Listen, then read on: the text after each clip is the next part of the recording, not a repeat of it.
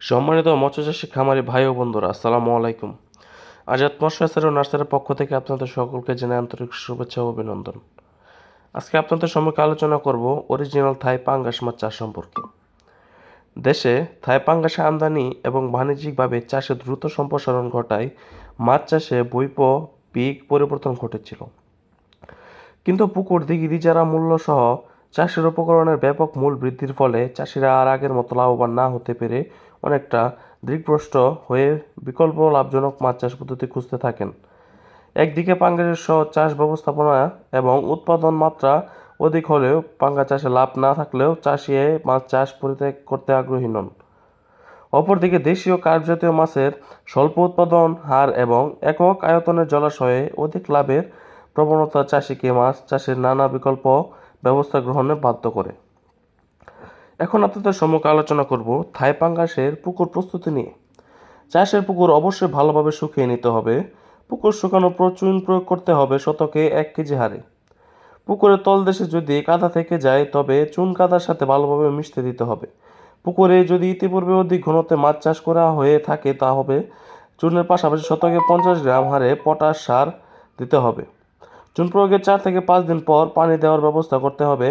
পুকুরের পানির গভীরতা 1 মিটার হওয়া উত্তম। পুকুরে কোনো প্রকার জৈব সার দেওয়া যাবে না। এখন কথা বলবো পোনা মজুত নিয়ে। পোনা মজুতের জন্য অবশ্যই আপনার ভালো পরিচিত মৎস্য হ্যাচারি থেকে ভালো মানের উন্নত মানের ব্রুড থেকে উৎপাদন করা মাছের পোনা সংগ্রহ করতে হবে। ঠিক সেই লক্ষ্যকে মাথায় রেখে আমরা চাষি ভাইদেরকে দিচ্ছি উন্নত জাতের থাই পাঙ্গাস মাছ পোনা। সাথে দিতে হবে তেলাপিয়া, শিং এবং কার্প জাতীয় কিছু মাছের পোনা। এই পোনা নিশ্চিত করা এবং চাষে অধিক লাভবান হবার জন্য ধানি পোনা সংগ্রহ করে নিজস্ব পুকুরে উপযুক্ত আকার পর্যন্ত বড় করে নিতে হবে।